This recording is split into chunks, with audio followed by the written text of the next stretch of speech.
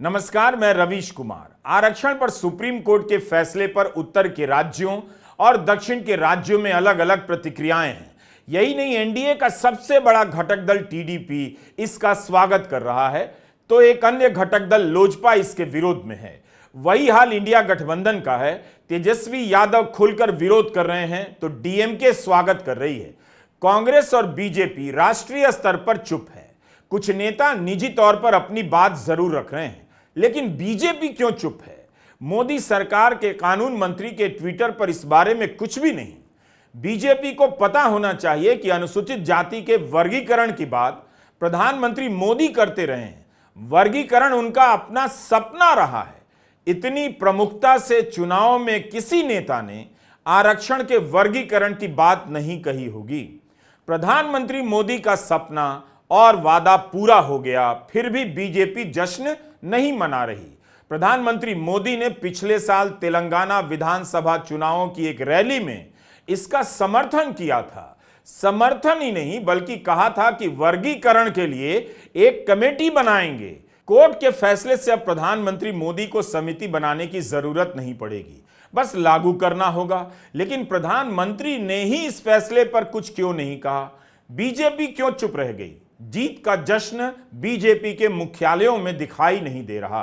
Party को बताने में, हिंदी प्रदेश के युवाओं को बताने में दिक्कत क्यों है कि आरक्षण का वर्गीकरण प्रधानमंत्री मोदी का सपना था जो कोर्ट ने पूरा कर दिया।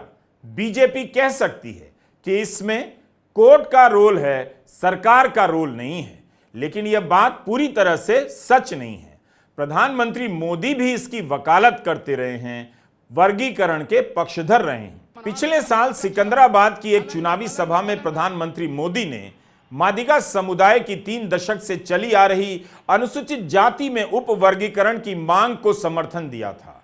मादिगा समुदाय तेलंगाना का सबसे अधिक जनसंख्या वाला अनुसूचित जाति समुदाय है और उसका आरोप रहा है कि एससी आरक्षण में उसका जायज हिस्सा माला समुदाय के लोग लेते रहे हैं। सभी को पता है कि तेलंगाना की 2 दलित जातियां माला और मादिगा समुदाय में इस बात को लेकर तनाव रहता है। प्रधानमंत्री मोदी ने चुनावी सभा में मादिगा आरक्षण की मांग को लेकर 30 साल से संघर्ष कर रहे मांडा कृष्णा मादिगा को गले लगाया था। मादिगा मेरे परिवारजनों, मैं आज बहुत बहुत भावुक हूं। आप कल्पना करिए, कृष्णा ने 30 साल अपनी जवानी पूरी खपा दी। इतना बड़ा आंदोलन अविरत रूप से चलाया। कृष्णा मेरा छोटा भाई है। आज से इस आंदोलन में कृष्णा मेरा नेता है। मैं उसका असिस्टेंट हूं और मैं आपके लिए पूरे दायित्व के साथ इस न्याय की लड़ाई में साथ रहूंगा। आप सभी यहां आए, हमें आशीर्वाद दिया, इसके लिए आप सबका फिर एक बार धन्यवाद करता हूं। और इस आंदोलन में मेरे नेता कृष्णा है। मैं कृष्णा का साथी हूं और मैं कृष्णा के नेतृत्व में आपके साथ खड़ा हूं। सिकंदराबाद की उस सभा में प्रधानमंत्री मोदी बार बार कह रहे थे, मादिगा समुदाय के मेरे भाइयों बहनों, इस संबोधन का इस्तेमाल कर रहे थे। तेलंगाना के दलित समुदाय जैसे व्यापक अभिनंदन या संबोधन का इस्तेमाल नहीं कर रहे थे। मादिगा भाई बहनों के जरिए वे दलित समुदाय में भी एक खास जाति के लोगों को संबोधित कर रहे थे, जिनकी उस सभा में बड़ी संख्या में उपस्थिति रही होगी। सिकंदराबाद की इस सभा में प्रधानमंत्री मोदी ने खुलकर वादा किया कि वे अनुसूचित जाति आरक्षण के भीतर उप वर्गीकरण की समुदाय की मांग के बारे में निर्णय लेने के लिए एक समिति का जल्द ही गठन करेंगे। यही नहीं, सुप्रीम कोर्ट में चल रहे मुकदमे में भी उनकी सरकार न्याय के पक्ष में मादिगा समुदाय की मांग के साथ मजबूती से खड़ी रहेगी। कोर्ट में मोदी सरकार के वकीलों ने भी वर्गीकरण का पक्ष लिया है। प्रधानमंत्री मोदी ने तब ऐसा वादा 1 से ज्यादा रैलियों में किया था। भारतीय जनता पार्टी पिछले 3 दशक से हर संघर्ष में आपके साथ खड़ी रही है। हम जल्द से जल्द इस अन्याय का अंत करने के लिए प्रतिबद्ध हैं। मैं जानता हूं कि यहां पर ऐसे कई लोग हैं जिन्होंने अपने अधिकारों के लिए लंबे समय तक संघर्ष किया है। ये हमारा वादा है कि हम जल्द ही एक कमेटी का गठन करेंगे जो आपके सशक्तिकरण के हर रास्ते को अपनाएगी।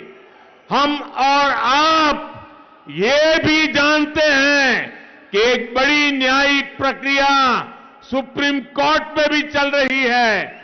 आपकी इस लड़ाई को हम न्याय की लड़ाई मानते हैं। बाबा साहब आंबेडकर ने हमें जो संविधान दिया है, उस संविधान ने न्याय की जिम्मेवारी मुझ पर दी है। हम उस न्याय को सुनिश्चित करा करके ही रहेंगे। अदालत में भी आपको न्याय मिले, ये भारत सरकार की सर्वोच्च प्राथमिकता है।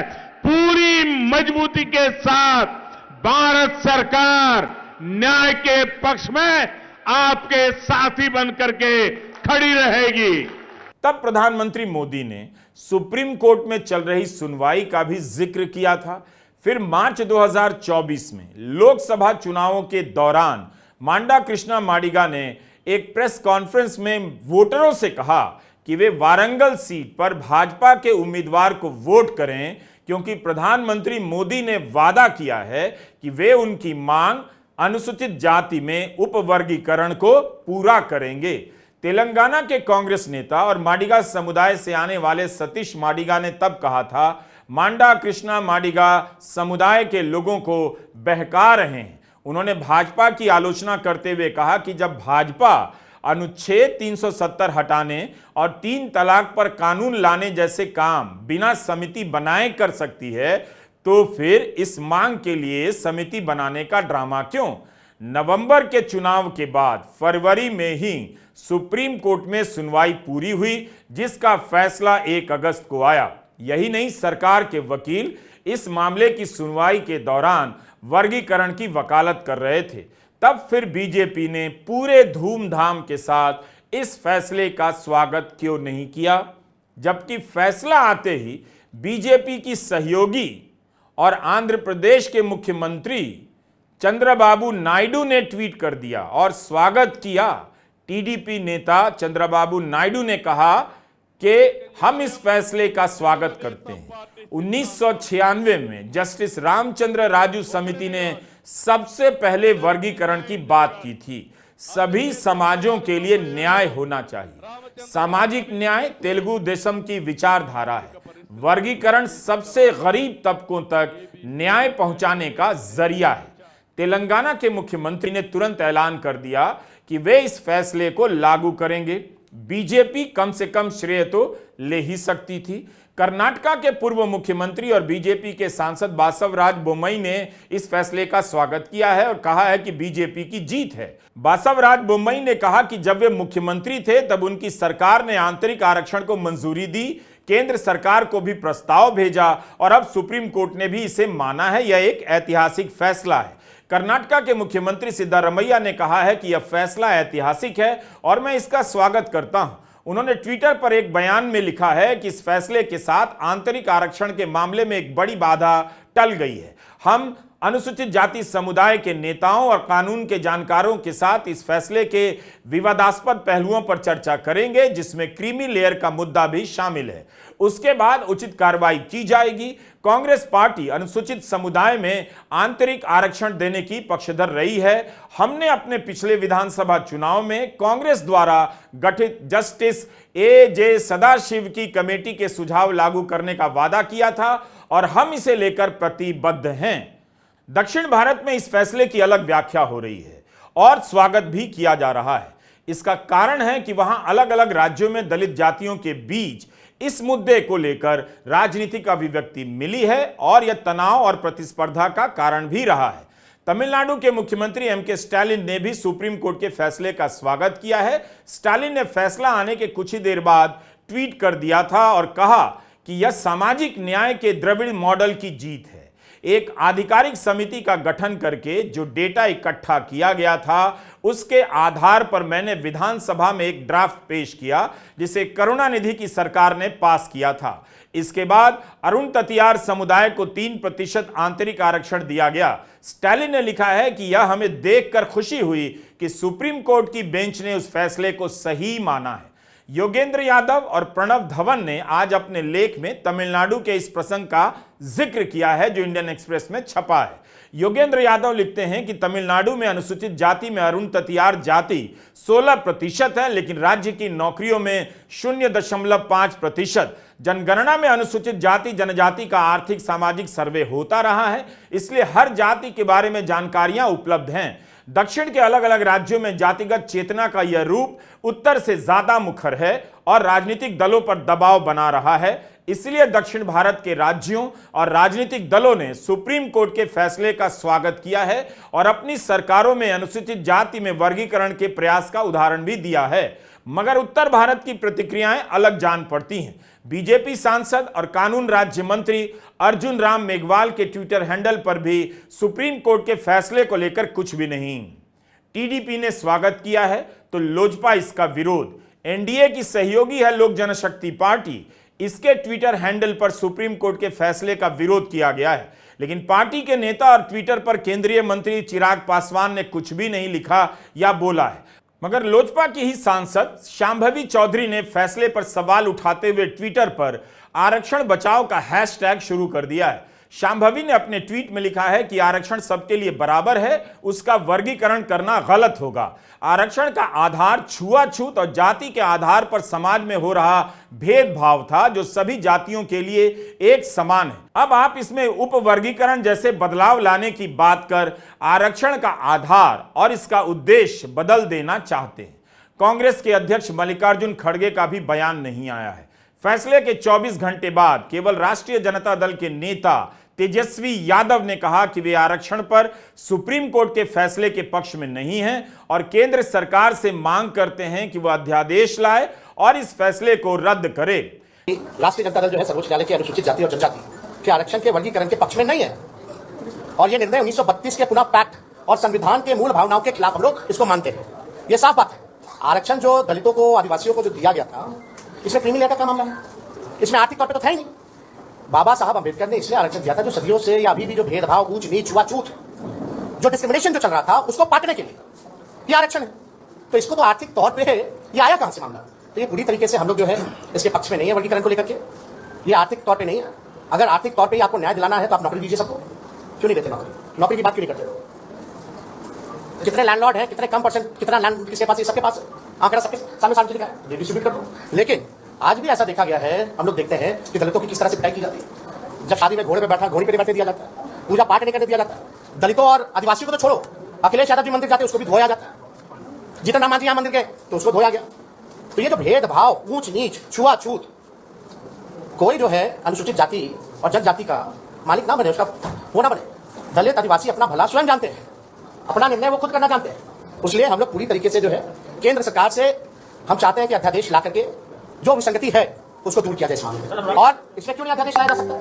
जब केंद्र सरकार SC/ST एक्ट को लेकर के अध्यादेश ला सकती है तो इस मामले में अध्यादेश क्यों नहीं लाया जा रहा? तो हम लोग तो चाहेंगे कि एनडीए की जो सरकार है इसमें अध्यादेश ला करके विसंगतियों को जो है दूर किया जाए। तेजस्वी यादव के साथ साथ बसपा नेता मायावती ने सुप्रीम कोर्ट के फैसले का विरोध किया है। उन्होंने अपने ट्वीट में लिखा है कि सामाजिक उत्पीड़न की तुलना में राजनीतिक उत्पीड़न कुछ भी नहीं।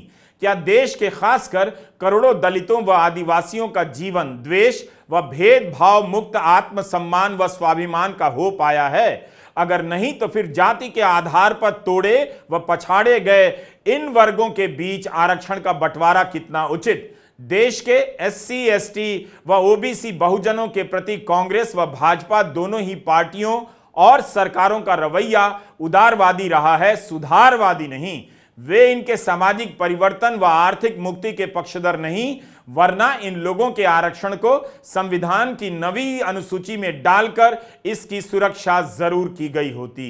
इस जजमेंट में जो क्रीमी लेयर वाली बात है वो थोड़ी अटपटी है। अटपटी इसलिए है कि ये मुद्दा दरअसल कोर्ट के सामने था ही नहीं। ये अपील नहीं थी, ये मांग नहीं थी, किसी राज्य सरकार ने कहा नहीं था, अपीलकर्ता ने इस पे सवाल नहीं पूछा था, लेकिन 4 जजों ने उस सवाल का जवाब दिया है। अब इसे कोर्ट का ऑर्डर माना जाएगा या नहीं, इसमें संदेह है। मेरी अपनी समझ है कि ये कोर्ट का ऑर्डर नहीं है, ये केवल ऑब्जर्वेशन है, जजों की टिप्पणियां हैं। लेकिन वो टिप्पणियां एक तरह से दरवाजा खोलेंगी और संभव है, इसकी आशंका है कि अगर कोई राज्य अब SC/ST का सब कोटा बनाता है तो कोर्ट उससे पूछेगा, हाई कोर्ट पूछ सकता है कि तुमने अभी तक इसमें क्रीमी लेयर को लागू क्यों नहीं किया। अटपटा इसलिए भी है कि क्रीमी लेयर की अवधारणा को OBC में लागू करना तो समझ आता है, लेकिन SC/ST समाज में क्रीमी लेयर बहुत ही कम लोगों पर लागू हो सकता है। वैसे जस्टिस गवई ने साफ लिखा है कि सीधी OBC वाली डेफिनेशन को इस पे लागू ना किया जाए। मतलब कि अगर आपके पास 4 पैसे हैं तो इसका मतलब ये नहीं कि आप सैकड़ों साल के जाति वंचना से मुक्त हो गए हैं, लेकिन क्रीमी लेयर नामक चीज है, ये उन्होंने स्वीकार किया है। खतरा इससे एक चीज का है कि पहले ही इस देश में रिजर्वेशन के साथ खिलवाड़ होता है, और खिलवाड़ ये होता है कि डिक्लेयर कर दिया जाता है कि कैंडिडेट सब इंटरव्यू हो गए, नॉट फाउंड सूटेबल, कोई कैंडिडेट योग्य नहीं था, सीट खाली रह जाती है और धीरे से बाद में जनरल में ट्रांसफर कर दी जाती है। अब अगर क्रीमी लेयर का लागू करना शुरू किया तो इसका मतलब ये होगा कि अब पहले से भी कम कैंडिडेट मिलेंगे, नॉट फाउंड सूटेबल, खासतौर पे ऊपरी किस्म के जॉब्स के लिए, प्रोफेसर, डॉक्टर, इंजीनियर के लिए और भी आसानी से कहना हो जाएगा कि नॉट फाउंड सूटेबल, और फिर कहीं जनरल्स की तरफ इसको ट्रांसफर कर दिया जाएगा। इसलिए मेरी निगाह में एक इंपॉर्टेंट चेंज जो होना चाहिए वो ये, आप क्रीमी लेयर लागू कर लीजिए, पहला उसका डेफिनेशन बहुत ऊंचा रखना होगा, और दूसरा अगर क्रीमी लेयर पे किसी को माना जाता है उसको आप SC/ST रिजर्वेशन से डिस्क्वालीफाई मत कीजिए, उसको लाइन के अंत में खड़ा कर दीजिए। मतलब कि अगर बाकी सबको कंसिडर करने के बाद वैकेंसी रही तो आपको भी कंसिडर किया जाएगा, क्रीमी लेयर वालों को भी, नहीं तो नहीं। यानी कि रिजर्वेशन से खिलवाड़ और छेड़खानी की गुंजाइश खत्म हो जाएगी। सुप्रीम कोर्ट के फैसले को लेकर अलग अलग समीक्षाएं हो रही हैं, लेकिन इन फैसलों में जो टिप्पणियां हैं, जो फैसले का हिस्सा नहीं है, उनकी व्याख्या राजनीतिक स्तर पर तीव्र होती जा रही है। मूल सवाल यह भी है कि नौकरी तो है नहीं, नौकरियां कम होती चली गई पिछले 20-25 वर्षों से। जब नहीं है तो आरक्षण का फायदा एक वर्ग को कैसे मिल गया? अभी हाईकोर्ट का एक डेटा आया है। केंद्रीय कानून मंत्रालय के अनुसार 2018 से 2023 के बीच नियुक्त किए गए 650 में से 492 हाईकोर्ट जज जनरल कैटेगरी के हैं। ये कुल जजों की संख्या का 75% से अधिक है। बाकी नियुक्तियों में 23 अनुसूचित जाति से हैं, 10 अनुसूचित जनजाति से, 76 OBC से और 36 अल्पसंख्यक समुदाय के हैं। ये कुल जजों की संख्या का सभी 25% भी नहीं है। राहुल गांधी बार बार यह सवाल उठा रहे हैं, और यह भी कि केंद्र सरकार के सचिवों में दलित कितने हैं, आदिवासी कितने हैं, तो IAS बनकर भी वहां भेदभाव के शिकार हो रहे होंगे। इसके अलावा यह तर्क बहुत मजबूती से रखा जा रहा है कि आरक्षण गरीबी उन्मूलन का कार्यक्रम नहीं है किसी के लिए भी। जब फैसला सुरक्षित रखा गया तब UGC के पूर्व चेयरमैन सुखदेव थोराट ने द हिंदू में एक लेख लिखा था। हम इसका कुछ हिस्सा आपको बताना चाहते हैं। सुखदेव थोराट लिखते हैं कि सरकार ने पॉलिसी के 3 औजारों का इस्तेमाल किया है। पहला, जातिवाद के खिलाफ कानूनी प्रावधान बनाए। दूसरा, लेजिस्लेचर सरकारी नौकरी और शैक्षणिक संस्थानों में आरक्षण का प्रावधान किया। और तीसरा, कैपिटल एसेट जैसे जमीन, बिजनेस और शिक्षा के स्तरों पर बेहतर अधिकार के लिए कदम उठाए। डॉक्टर अंबेडकर ने इन 3 तरीकों के पक्ष में कहा कि इनका प्रयोग ठीक है क्योंकि अछूत समुदाय का समरूप तरीके से सबके साथ ही भेदभाव हुआ है। उन्हें समान रूप से नागरिक और संपत्ति के अधिकार नहीं मिले, ना ही उन्हें रोजगार या शिक्षा के समान अवसर मिले, और सामाजिक स्तर पर उनका अलगाव हुआ। अंबेडकर ने अछूत समुदाय के भीतर वर्गीकरण कर इस मुद्दे को नहीं रखा, क्योंकि सभी समुदाय छुआछूत के शिकार थे। जातिगत भेदभाव के विरुद्ध कानूनी सुरक्षा जरूरी थी, इसलिए डॉक्टर अंबेडकर ने इन्हें पेश किया। चूंकि कानूनी प्रावधान अपने आप में काफी नहीं होते, इसलिए उन्होंने आरक्षण की बात रखी। ये दोनों मिलकर वर्तमान में अछूत समाज के अधिकारों के संरक्षण का तरीका बने, मगर डॉक्टर अंबेडकर ने इसमें जमीन और व्यापार के मालिकाना हक में बेहतरी करने के लिए एक तीसरी नीति भी शामिल की। आरक्षण को कारगर बनाने के लिए शिक्षा को जरूरी माना गया, ताकि अछूत समुदाय के नौजवान शिक्षा पाकर आरक्षण के तहत नौकरी पा सकें। थोराट लिखते हैं कि अछूत समाज के लिए समरूप तरीके से एक सामाजिक समूह के तौर पर फोकस करने की जरूरत है, इसलिए वर्गीकरण के लिए इन सभी मुद्दों को देखना होगा। सुखदेव थोराट कहते हैं कि अनुसूचित जाति के भीतर कुछ समुदायों को कम अवसर मिला, लेकिन यह जरूरी नहीं कि दूसरी जातियों ने उनके साथ भेदभाव किया। वे इसलिए भी पीछे रह गईं कि उन्हें शिक्षा का अवसर नहीं मिला, क्योंकि उनके पास पूंजी नहीं थी और आय कमाने का अवसर नहीं था। इस कारण वे सरकारी नौकरी में नहीं जा पाते हैं। इसे दूर करने के लिए शिक्षा में भागीदारी को बेहतर कीजिए। पूंजी का स्वामित्व भी जरूरी है।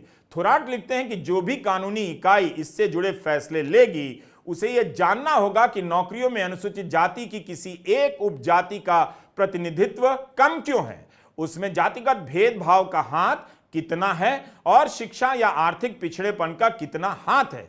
अगर दूसरी जातियों द्वारा भेदभाव इसका कारण है, तब वर्गीकृत आरक्षण का केस बनता है। लेकिन अगर कारण कम आय या शिक्षा है, तब उसके लिए अलग नीति बनानी होगी, ताकि इससे प्रभावित व्यक्ति नौकरी में आरक्षण का लाभ उठा सकेगा। सुखदेव थोराट की राय में जो उपजातियां हैं, उनका कम प्रतिनिधित्व इस वजह से है कि उनकी आमदनी कम है, शिक्षा कम है। इसकी संभावना कम है कि दूसरी अनुसूचित जातियों ने उनके साथ छुआछूत की, भेदभाव किया। अगर बिना गहन अध्ययन के वर्गीकृत आरक्षण किया गया, तो आरक्षण की मांग को लेकर भगदड़ मच जाएगी। अनुसूचित जाति के भीतर हर जाति एक दूसरे से ज्यादा आरक्षण की मांग करने लग जाएगी। इससे किसी समस्या का समाधान नहीं होगा। सुप्रीम कोर्ट ने वर्गीकरण की अनुमति देते हुए कहा, यह मनमाने तरीके से नहीं हो सकता है, बल्कि ठोस तरीके से अध्ययन करने के बाद ही किया जा सकता है। अब इसे लेकर बहस होगी। थोराट अपनी बात काफी सरलता और स्पष्टता से रखते हैं। जेएनयू के डॉक्टर राजेश पासवान की हम सारी बातों को शामिल तो नहीं कर पा रहे हैं, लेकिन उनके एक बयान का एक बड़ा हिस्सा आप सुन सकते हैं। माननीय सर्वोच्च न्यायालय ने कुछ तर्क दिए हैं, उन तर्कों पे मैं बात करना चाहूँगा। जैसे कि माननीय सर्वोच्च न्यायालय के फैसले में एक तर्क है कि इस अनुसूचित जाति जनजातियों के बीच भी भेदभाव होता है। मैं पूरी तरह से इस बात से सहमत हूँ कि अनुसूचित जाति जनजातियों के बीच भी भेदभाव होता है। इसकी सबसे बड़ी मानगी यह है कि जहाँ भी अनुसूचित जाति जनजातियों के जो छात्रावास बने हुए हैं, या जहाँ भी उनके लिए जो चीज़ें बनी हुई है, वहाँ पे भी उन परस्पर जातियों के बीच में, अनुसूचित जाति जनजाति के बीच आने वाली जातियों में के बीच में भी परस्पर भेदभाव बहुत रहता है। उनमें भी सब कास्ट को लेकर के भेदभाव रहता है। इसको मैं ईमानदारी से स्वीकार करता हूँ। यह भारतीय समाज की एक कड़वी विडंबना है। लेकिन इसके लिए आप देखें कि इसके लिए क्या जिम्मेवार जो है वो अनुसूचित जाति जनजाति का आरक्षण है? कतई नहीं। इसके लिए जो जिम्मेवार है, मैंने शुरू में कहा था कि भारतीय समाज की सामंती व्यवस्था जिम्मेवार है, जो उस संरचना में, उस भारतीय समाज की संरचना में हर जाति का एक अपना पेशा है। उस पेशे के साथ कुछ पवित्रता और कुछ अपवित्रता के मानदंड जुड़े हुए हैं। उस पेशे के साथ एक हायरार्की भी जुड़ी हुई है, एक श्रेष्ठता भी जुड़ी हुई है। हर जाति से श्रेष्ठ एक जाति है और हर जाति से निम्नतर एक जाति है। यह भारतीय समाज की सामाजिक जातिगत संरचना के कारण यह सभी जातियों में व्याप्त है। समाज की जो तथाकथित ऊंची जातियां हैं, उनमें यह भेद कम है, लेकिन भेद मौजूद है वहाँ भी। और जो वंचित जातियां हैं, जो 6000-7000 जातियों में बटी हुई जातियां हैं, उनको एक साजिश के तहत इस भेद को बढ़ाने में बड़ी भूमिका निभाई है भारतीय समाज के कर्णधारों ने। यह भेद बना रहे, यह मजबूत बना रहे, इस वजह से क्योंकि सत्ता को इससे बहुत सहूलियत होती है। आम जनता में जितना भी विभेद होता है, जनता में जितना भी बंटवारा होता है, सत्ता के लिए उतना ही मुफीद होता है। तो इस वर्गीकरण में, इस बंटवारे में भी सत्ता के लिए, चाहे सत्ता किसी की भी हो, किसी भी पार्टी की हो, मैं इस मामले को लेकर के किसी खास राजनीतिक दल को दोषी नहीं देना चाहता हूं, क्योंकि आज अखबारों में जो प्रतिक्रिया आई है उसमें कई दलों के सरकारों ने इससे लेकर के खुशी जताई है और यह दावा किया है कि सबसे पहले इसको लागू करने के लिए हम आगे आएंगे। तो जो सत्ता तंत्र है, जो सत्ता की संरचना है, वह किसी पार्टी विशेष में नहीं है, उसका एक अलग संस्कार होता है। वह किसी भी व्यक्ति में हो सकती है, किसी भी समाज में हो सकती है, किसी भी पार्टी में हो सकती है। उस सत्ता तंत्र को मजबूत करने में कल के इस फैसले ने बहुत मदद की है। सुखदेव थोराट, डॉक्टर राजेश पासवान के बाद योगेंद्र यादव की प्रतिक्रिया आपके सामने पेश करना चाहता हूं। योगेंद्र यादव और प्रणब धवन ने इंडियन एक्सप्रेस में एक साझा लेख लिखा और सुप्रीम कोर्ट के फैसले का स्वागत किया।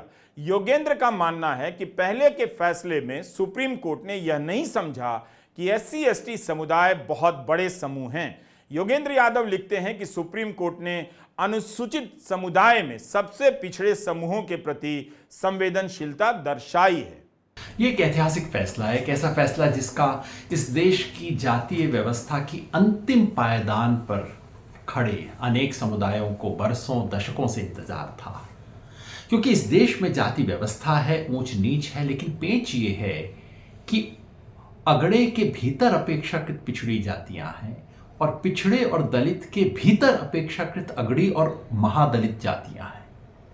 सवाल ये था कि दलित के भीतर जो अलग अलग किस्म की जातियां हैं, आदिवासी समाज में जो अलग अलग किस्म के आदिवासी हैं, क्या उनमें जो अति पिछड़े हैं उनके लिए कुछ विशेष अलग से कोटा बनाया जा सकता है?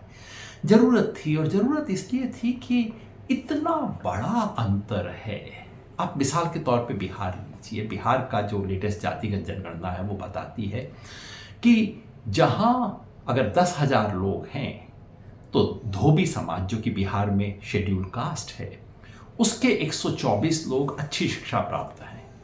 लेकिन उसी में जो दुसाध समाज है उनके सिर्फ 45, 10,000 में से सिर्फ 45, धोबी से लगभग 1/3। और वही बिहार में मुसहर समाज है, सबसे नीचा इस देश के पायदान पे खड़ा है। वहां 10,000 में से केवल 1। अब 1 और 124 का अंतर है सिर्फ अनुसूचित जाति के भीतर। इसको ठीक करने के लिए तमाम राज्यों ने कहा कि हम कोटा के भीतर कोटा बनाएंगे। जो अति दलित हैं, महादलित हैं, उनके लिए अलग से कोटा बनाएंगे। ये प्रयास हरियाणा ने किया, पंजाब ने किया, आंध्र प्रदेश ने किया, बिहार ने किया। लेकिन सन 2004 का एक टेक्निकल जजमेंट की वजह से ये अटक गया था, इसे गैर कानूनी करार दिया था। सुप्रीम कोर्ट ने उस अड़चन को हटाया है। अब ये जरूर है कि इससे एक रास्ता खुलता है और पार्टियां, सरकारें ये कोशिश करेंगी कि इसमें राजनीतिक खेल खेला जाए, इसको अति दलित घोषित कर दिया जाए, उसको नहीं। सुप्रीम कोर्ट की हिदायत बिल्कुल साफ है कि आप अपनी मनमर्जी से नहीं कर सकते। आपको आंकड़ों के आधार पर दिखाना पड़ेगा कि कौन ज्यादा पिछड़ा है। मतलब कि आरक्षण में कोटा के भीतर कोटा बनाने की इजाजत है, जरूरत नहीं, लेकिन तभी जब आप आंकड़ों और प्रमाण के साथ सिद्ध कर सकें। सुप्रीम कोर्ट ने उपवर्गीकरण को स्वीकृति तो दे दी है, लेकिन यह कैसे हो इसके लिए कोई ठोस कार्यप्रणाली या रोड मैप नहीं सुझाया। तो अब यह जिम्मेदारी कार्यपालिका यानी राज्य सरकारों पर आ जाती है कि वे इस आदेश के बाद SC/ST आरक्षण में उपवर्गीकरण के सवाल पर किस तरह की नीति के साथ आगे बढ़ते हैं। इसी क्रम में भाजपा द्वारा अक्टूबर 2017 में गठित रोहिणी आयोग को भी देखा जा सकता है। दिल्ली हाईकोर्ट की रिटायर्ड जस्टिस जी रोहिणी की अध्यक्षता में 4 सदस्यीय आयोग का गठन हुआ, ओबीसी जातियों के भीतर उपवर्गीकरण के सवाल पर विचार करने के लिए। लेकिन गठन के बाद रोहिणी कमीशन का टर्म बढ़ाया जाता रहा। अगले 6 साल में रोहिणी कमीशन का टर्म 13 बार बढ़ाया गया है और अंततः उसने अपनी रिपोर्ट जुलाई 2023 में राष्ट्रपति को सौंप दी है। पर यह रिपोर्ट अभी तक ना तो सरकार की ओर से सार्वजनिक की गई है, ना संसद के पटल पर है। सुप्रीम कोर्ट के फैसले पर हमने 1 अगस्त के वीडियो में कहा था, जैसे जैसे इस फैसले की व्याख्या विकसित होगी, राजनीति मुखर होगी, हम वीडियो बनाते रहेंगे। हमारा यह दूसरा वीडियो था। नमस्कार, मैं रवीश कुमार।